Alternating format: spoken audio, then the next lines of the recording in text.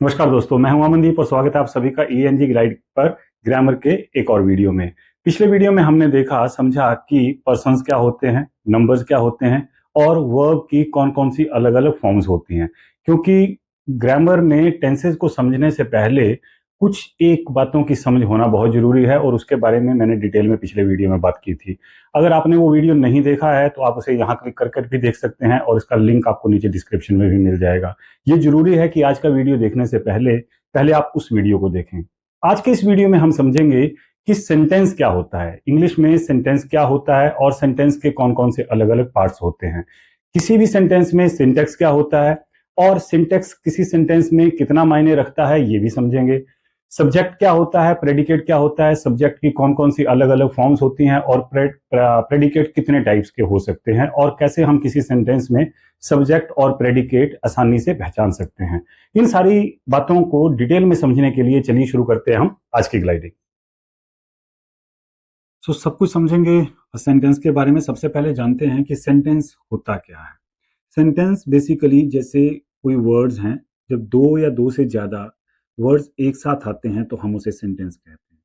It is a group of words that gives a complete meaning. लेकिन कोई भी words इकट्ठा आकर हमेशा जरूरी नहीं है कि सेंटेंस बना दे, क्योंकि जब तक उस ग्रुप ऑफ वर्ड्स का कोई मीनिंग नहीं होगा हम उसे सेंटेंस नहीं कह सकते। तो मीनिंग कैसे होता है? जब ग्रुप ऑफ वर्ड्स एक प्रॉपर सिंटेक्स में आते हैं। सिंटेक्स का मतलब यहां पर रहेगा कि जब अपनी अपनी पोजीशन पर, सही पोजीशन पर आते हैं तो उससे एक मीनिंग जनरेट होता है। और जब ये ऐसे ग्रुप्स में वर्ड्स इकट्ठे आकर कोई मीनिंग जनरेट करते हैं तब हम उसे एक सेंटेंस कहते हैं। कहने का मतलब है कि ऐसा जो कोई भी सेंटेंस होता है वो एक कैपिटल लेटर के साथ शुरू होगा। ये बहुत याद रखना जरूरी है कि हर एक जो सेंटेंस है इंग्लिश में वो हमेशा जब भी शुरू किया जाएगा उसे एक कैपिटल लेटर के साथ ही शुरू किया जाएगा। और दूसरा, कोई भी सेंटेंस हम तभी खत्म हुआ मानेंगे जब लास्ट में उसके एक पंक्चुएशन मार्क आएगा जो पूरी तरह से उसे क्लोज कर देगा। फुल स्टॉप हो सकता है, साइन ऑफ इंटरोगेशन हो सकता है, साइन ऑफ एक्सक्लेमेशन हो सकता है, कोई भी एक पंक्चुएशन मार्क जरूर आएगा। और जब वो आएगा तो इसका मतलब है कि वो सेंटेंस जो है वो खत्म हो गया। तो जैसे एक एग्जांपल देखते हैं यहाँ पे, राम प्लेज क्रिकेट, राइट। तो ये तीन वर्ड्स हैं जो इकट्ठे आए हैं, राम प्लेज क्रिकेट। अब क्योंकि ये मीनिंग जनरेट कर रहे हैं कि राम क्रिकेट खेलता है। क्यों मीनिंग जनरेट कर रहे हैं? क्योंकि एक सीक्वेंस में आए हैं, एक सिंटेक्स है यहाँ पे, Ram plays cricket, Ram cricket pledge.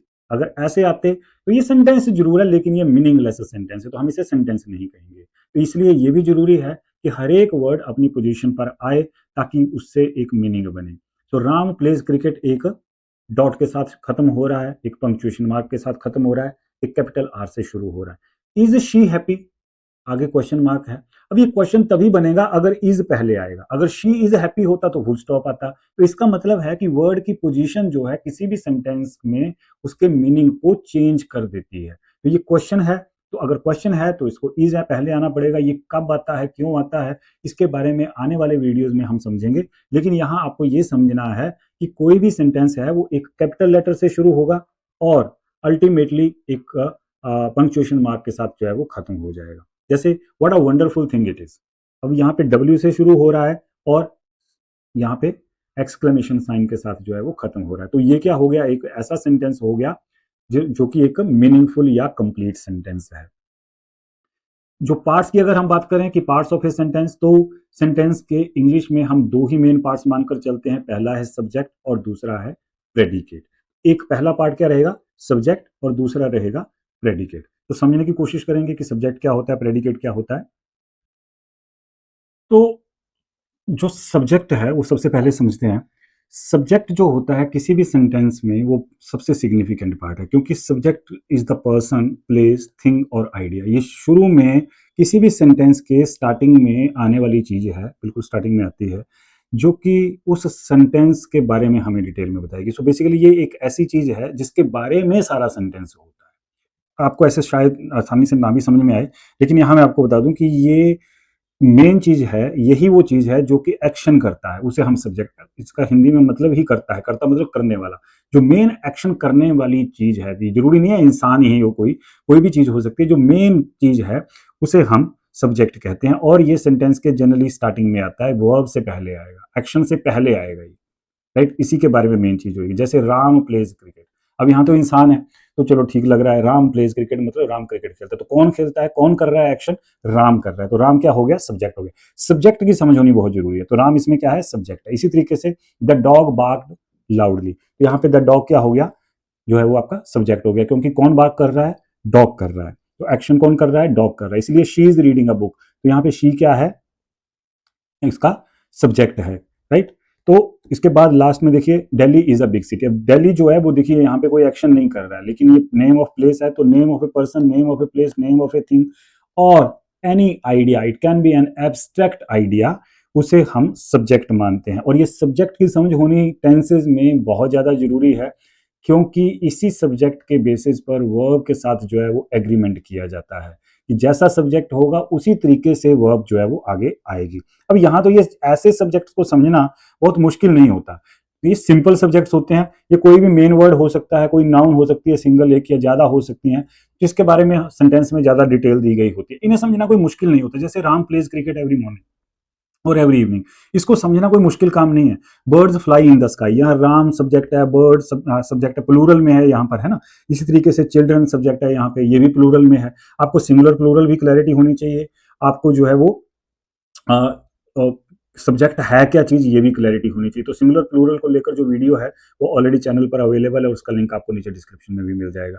तो यहाँ आपको ये पता होना चाहिए कि आपका सब्जेक्ट सिंगुलर है या प्लूरल है, क्योंकि उसी के हिसाब से आगे चल के सब्जेक्ट वर्ब एग्रीमेंट बनेगा। तो कुछ जो सब्जेक्ट्स रहते हैं वो तो बहुत सिंपल होते हैं, उनमें कोई मुश्किल काम नहीं होता, लेकिन कई बार जो सब्जेक्ट्स हैं वो थोड़े लंबे हो जाते हैं और उन्हें हम कंप्लीट सब्जेक्ट्स कहते हैं, जिसमें जो होता तो वो सिंपल ही है ना, लेकिन उसके साथ साथ कुछ और वर्ड्स भी आ जाते हैं जो उसको डिस्क्राइब कर रहे होते हैं। ये कोई एडजेक्टिव हो सकता है किसी नाउन के साथ, किसी सब्जेक्ट के साथ, जैसे द यंग बॉय, यहाँ पे जो हमें लगेगा कि बॉय जो है वो सब्जेक्ट है, यहाँ बॉय सब्जेक्ट नहीं है और द बॉय भी सब्जेक्ट नहीं है, द यंग बॉय जो है वो पूरा सब्जेक्ट है। क्यों? क्योंकि ये यंग जो है ये बॉय के बारे में बता रहा है, तो ये एडजेक्टिव है और ये मिलकर एक कंप्लीट सब्जेक्ट जो है वो बना रहे हैं। अब तीन वर्ड्स इकट्ठा आकर अगर आपको इस सेंटेंस में कोई पूछता है the young boy in the park plays football, तो इसमें जो सब्जेक्ट है वो क्या है, तो कोई बोलेगा द बॉय, नहीं बॉय, द बॉय नहीं है, कोई बोलेगा बॉय, बॉय नहीं है, कोई बोलेगा द यंग, ये भी नहीं है।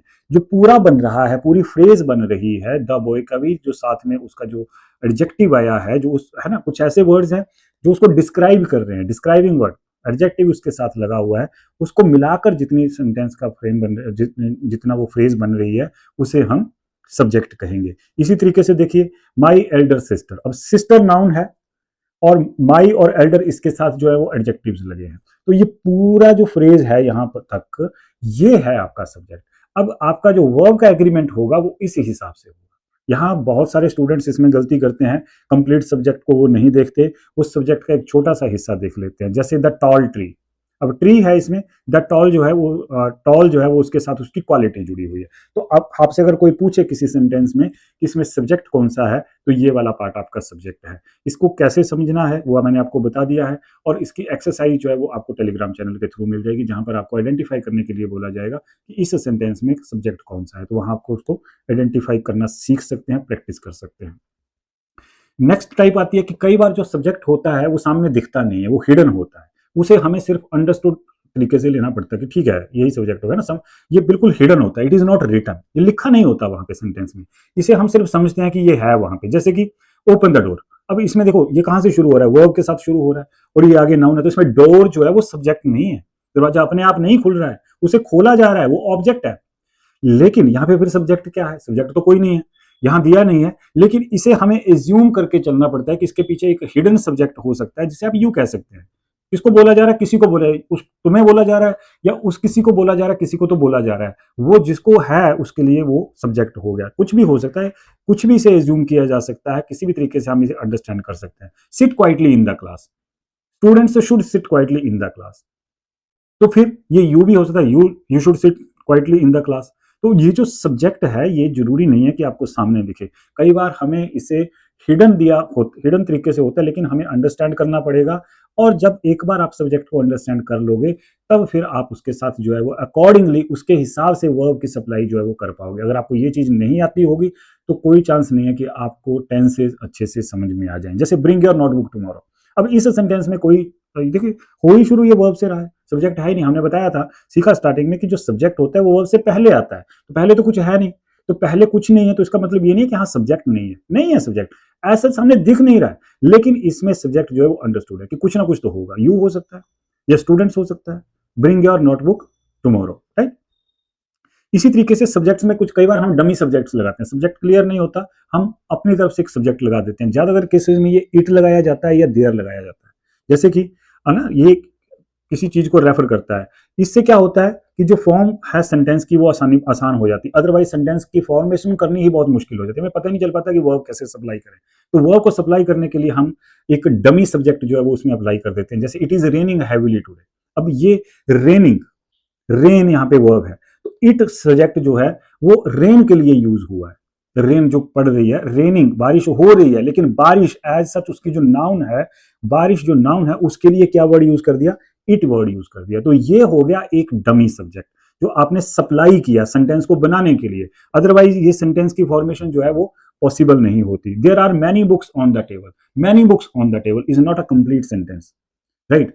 Books on the table is not a complete sentence, right. लेकिन यहां पे आपने एक सब्जेक्ट सप्लाई किया, there are many books on the table, there are many books on the table, right.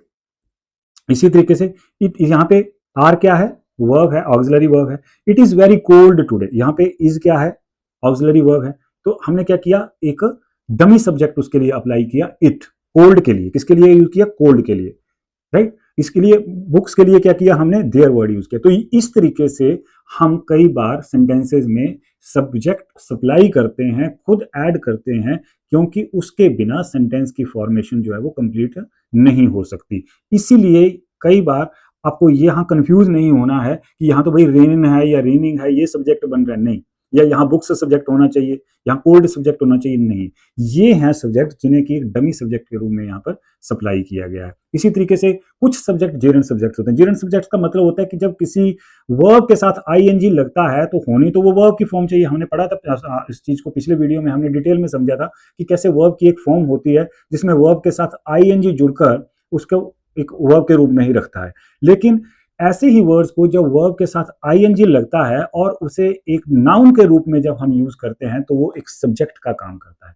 इस तरीके से भी सेंटेंसेस में इसको यूज किया जाता है, जिसे हम जेरेंट सब्जेक्ट कहते हैं। तो जेरेंट सब्जेक्ट जैसे कि रीडिंग बुक्स इंप्रूव्स नॉलेज। अब देखिए हो क्या, बुक्स इंप्रूव नॉलेज, ये तो ठीक है, यहाँ पे बुक्स हैं, ठीक है, लेकिन आप इसको रीडिंग को नहीं छोड़ सकते, यहाँ पे रीडिंग वर्ब नहीं है, इंप्रूव वर्ब है, right. Reading books improves knowledge, तो ये हो गया आपका मेन सब्जेक्ट। जो सब्जेक्ट है वो रीडिंग बुक्स बना। तो कई बार ऐसा होता है कि सब्जेक्ट जो है, जो मेन सब्जेक्ट के साथ, जैसे स्विमिंग इन द रिवर। अब डेंजरस क्या है, रिवर थोड़ी डेंजरस है, बात हो रही है स्विमिंग की। Swimming is not dangerous but swimming in the river is dangerous. तो ये जो swimming in the river phrase बन रही है, ये यहां पर आपका सब्जेक्ट बन रहा है। देखिए जरूर मुश्किल लग सकता है यहाँ पे, लेकिन अगर आप इसकी बहुत सारी एक्सरसाइज करेंगे, और ऐसी एक्सरसाइज मैं रिपीट कर रहा हूँ कि आपको टेलीग्राम चैनल पर अवेलेबल है हमारे, आप वहां से उसे एक्सेस कर सकते हैं, बहुत सारी प्रैक्टिस करिए तो आपको ये सारी ही टाइप के जो सब्जेक्ट्स हैं उनके बारे में बहुत अच्छे तरीके से प्रैक्टिस हो जाएगी, तो पूरी तरह से इस चीज की क्लैरिटी हो। जैसे walking every morning, walking every morning, हर सुबह वॉक करना। अब ये कीप, यहाँ पे ये है जो मेन वर्ब है, ये जो वर्ब है ये जेरेंट के रूप में आई है जो कि सब्जेक्ट के साथ यूज हो रही है। तो इतना इतना पार्ट आपका जो है वो सब्जेक्ट बन रहा है। इसके बाद है सब्जेक्ट के बारे में अगर आपको अच्छे से समझ आ गया है तो नेक्स्ट पार्ट है उसका प्रेडिकेट। एक सेंटेंस का दूसरा जो पार्ट है उसे हम प्रेडिकेट कहते हैं। तो प्रेडिकेट जो है किसी भी सेंटेंस में एक ऐसा पार्ट होता है जो कि हमें सब्जेक्ट के बारे में, अबाउट द सब्जेक्ट, जो हमें सब्जेक्ट के बारे में और इंफॉर्मेशन प्रोवाइड करता है। ये किसी वर्ब के रूप में हो सकती है या वर्ब के साथ साथ कुछ और बातें भी हो सकती हैं उसमें। तो कहने का मतलब हम ये भी कह सकते हैं कि जो सब्जेक्ट अगर आपको आइडेंटिफाई करने आ गया तो उसके अलावा जो बाकी हिस्सा बचता है वो सारा का सारा प्रेडिकेट है। आप सिंपल आप इसके तरीके से भी याद रख सकते हैं। दूसरी बात, इसमें क्योंकि सब्जेक्ट क्या था, वर्ब से पहले जो चीज आती है वो सब्जेक्ट हो गया, उसके बाद वर्ब आ गई, और उसके बाद जो बाकी जो कुछ भी आएगा वो सारा का सारा क्या हो जाएगा, वर्ब। इसमें वर्ब है और उसके अलावा जो कोई और वर्ड्स हैं वर्ब के साथ जो रिलेटेड हैं वो सारे के सारे आ जाएंगे। तो उसे हम, उस सारी फ्रेज को हम प्रेडिकेट कह सकते हैं। जरूरी नहीं है कि लंबा हो, छोटे सेंटेंसेस में सिर्फ वर्ब जो है वो भी प्रेडिकेट का काम कर सकती है। ये जनरली क्या होता है, सब्जेक्ट के बाद ही आता है in most of the cases. जो एक्सेप्शनल केसेस रहेंगे उनके बारे में किसी और वीडियो में बाद में बात करेंगे। तो एक सेंटेंस का होने का मतलब है, कंप्लीट सेंटेंस होने का मतलब है कि उसमें एक सब्जेक्ट होगा और उसमें एक प्रेडिकेट होगा, राइट। जैसे राम प्लेज क्रिकेट डेली, अब ये राम क्या है इसमें, ये तो हमने आइडेंटिफाई कर लिया कि राम इसमें सब्जेक्ट है, तो बाकी जो जितना भी बच गया वो क्या हो गया, प्रेडिकेट हो गया। तो उसमें वर्ब भी आ गई और बाकी इंफॉर्मेशन भी आ गई वर्ब के बारे में कि क्रिकेट खेलता है भाई और रोज खेलता है, ठीक है। तो ये क्रिकेट खेलता है और ये रोज खेलता है, तो ये खेलना, क्रिकेट खेलना और रोज खेलना, ये तीनों चीजें मिलाकर जो है वो प्रेडिकेट बना रही हैं। इसी तरीके से नेक्स्ट सेंटेंस में देखिए, शी सिंग्स वेरी वेल, अब शी क्या हो गया, यहाँ पे सब्जेक्ट हो गया, तो बाकी जो बचा वो प्रेडिकेट हो गया। एक बार आपने सब्जेक्ट ढूंढ लिया तो प्रेडिकेट ढूंढना आसान है। अब ये प्रेडिकेट को भी समझने के लिए उसके भी पार्ट्स हैं, उनको भी समझना जरूरी है। जैसे यहाँ पे ये वर्ब है और ये वर्ब के साथ उसके है ना किस तरीके से एडवर्ब के रूप में आ रहा है, कैसे किस फॉर्मेट में आ रहा है। द बेबी इज स्लीपिंग, अब द बेबी आपने ढूंढ लिया कि सब्जेक्ट है, तो ये वर्ब आ गई, इज में इज इसमें ऑक्सिलरी वर्ब आ गई और इज की वजह से यहाँ पे आईएनजी लग रखा है, तो ये इज स्लीपिंग जो हो गया वो आपका प्रेडिकेट हो गया। अब प्रेडिकेट के जैसे सब्जेक्ट की कुछ एक टाइप्स हैं, वैसे प्रेडिकेट की भी टाइप है। ये भी इतना सिंपल नहीं होता हर सेंटेंस में, छोटे छोटे सेंटेंसेस में ये सिंपल होता है, लेकिन कंफ्यूजन वहां होती है बच्चों को ज्यादातर जहां सेंटेंसेस जो है उनका स्ट्रक्चर लंबा होता जाता है। जैसे सिंपल प्रेडिकेट तो हमें पता, हमने देख लिया, जैसे राम रन्स फास्ट, है ना, इसमें वर्ब आएगी और वर्ब मेन एक्शन आएगा और थोड़ा बहुत उसके साथ कुछ और हो सकता है, जैसे एडवर्ब हो सकता है, जैसे राम रन्स फास्ट। इसको ढूंढना मुश्किल नहीं है, एक बार आपने सब्जेक्ट ढूंढ लिया तो प्रेडिकेट आपको आसानी से मिल जाएगा। बर्ड्स फ्लाई हाई, ठीक है, शी सिंग्स वेल, आसान है, आराम से मिल रहा है, सामने सामने हमें दिख रहा है। लेकिन कई बार क्या होता है कि कंप्लीट प्रेडिकेट, कंप्लीट प्रेडिकेट का मतलब होता है कि ये वर्ब आएगी और all the words that tell something about the subject, उसके सब्जेक्ट के बारे में बताने वाले वर्ड्स भी वहां पर आएंगे। जैसे कि देखिए, Ram plays cricket in the evening, मैंने बताया था ना कि प्ले करना, राम आपने सब्जेक्ट ढूंढ लिया, अब राम क्रिकेट खेलता है, अब खेलता है वर्ब हो गया, क्रिकेट खेलता है, तो ये भी हमें पता लग गया कि राम के बारे में बता रहे कि राम तो भाई क्रिकेट खेलता है और राम शाम को खेलता है, तो राम के बारे में हमें काफी और चीजें भी पता चल रही हैं। और ये किस चीज के बारे में पता चल रही है, सारी बातें प्ले के बारे में पता चल रही हैं, खेलने के बारे में पता चल रही हैं। तो ऐसी कुछ चीजें लास्ट में भी आती हैं, ऑब्जेक्ट कह सकते हैं आप इन्हें कई बार केसेस में। आगे वर्ब्स की भी फॉर्म्स होती हैं, है ना, अलग अलग, लेकिन मैं उसमें फिलहाल इस वीडियो में बात नहीं कर रहा हूँ। The dog barked loudly at night, अब बार्क लाउडली एट नाइट, अब इसके साथ दो चीजें और जुड़ गई, बार करने को लेकर लाउडली और एट नाइट, तो ये कंप्लीट सेंटेंस है जो हमें डॉग के बारे में, सब्जेक्ट के बारे में एडिशनल इंफॉर्मेशन जो है वो प्रोवाइड कर रहा है, बता रहा है। She is reading a book in the library, अब है तो वैसे तो रीड वर्ब जो है वो तो रीड है, she is reading and she is reading a book, she is reading a book in the library, she is reading a particular book in the library. अब ये जितनी चीजें साथ में जुड़ती चली जा रही हैं, ये सारी किस में जुड़ रही हैं, प्रेडिकेट में पार्ट बनी, सब्जेक्ट का पार्ट नहीं बनी। सब्जेक्ट का पार्ट कोई चीज कैसे बनती है वो हमने पीछे इस वीडियो में देखा था। इसके बाद आते हैं कंपाउंड प्रेडिकेट। कंपाउंड प्रेडिकेट का मतलब होता है जब हमारे पास दो या दो से ज्यादा वर्ब्स हो जाएं, अब एक नहीं रहती, दो वर्ब्स हो जाती हैं एक ही सेंटेंस में, या दो एक्शंस हो जाते हैं, आप ये कह सकते हैं, या दो वर्ब्स हो जाती हैं, इन्हें हम कंपाउंड प्रेडिकेट्स कहते हैं। कैसे होता है ये, जैसे देखिए, Ram washed the car and clean the room, अब दो वर्ब्स हैं, दो काम किए उसने, यहाँ पे दो एक्शन हो रहे हैं, एक वॉश करना और दूसरा क्लीन करना। वॉश किसको किया उसने, कार को किया, और क्लीन किसको किया उसने, रूम को किया। अगर उसने वॉश और क्लीन दोनों कार को ही किया होता, ठीक है, he washed and cleaned the room, तो इस तरीके से बनता। यहाँ दोनों ही चीजें अलग अलग हैं तो इसे हम कंपाउंड कह रहे हैं, he washed the car and cleaned the room. तो यहाँ पे ये जो सेंटेंस है ये लंबा हो गया, लेकिन लंबा सिर्फ प्रेडिकेट वाला पार्ट हुआ है, सब्जेक्ट उतना ही है।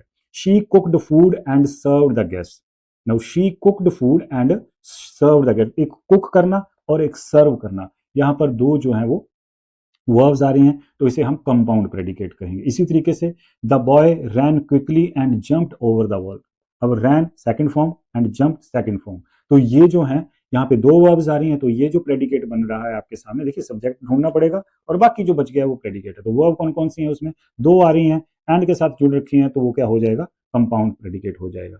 और इसको अगर हम सम अप करें इस सारी चीज को एक छोटे से पार्ट में, तो सब्जेक्ट मीनिंग को लेकर जो बात करें, अगर हम सब्जेक्ट और प्रेडिकेट का मीनिंग क्या होता है, तो सब्जेक्ट का मतलब होता है कि जैसे जो हमें बताता है कि हु और what the sentence is about, कि किसके बारे में है ये सेंटेंस, जिसके बारे में हमें पता चलता है उसके हम सेंटेंस में हम सब्जेक्ट कहते हैं। और जो प्रेडिकेट है वो हमें सब्जेक्ट के बारे में बताता है, जो सब्जेक्ट के बारे में और डिटेल देता है उसे हम प्रेडिकेट कहते हैं। जहां तक पोजीशन की बात करें तो जनरली सब्जेक्ट जो है वो सेंटेंस के स्टार्टिंग में आता है और प्रेडिकेट जो है वो सब्जेक्ट के बाद आता है। हम इसे लास्ट नहीं कह सकते, सब्जेक्ट के बाद आता है।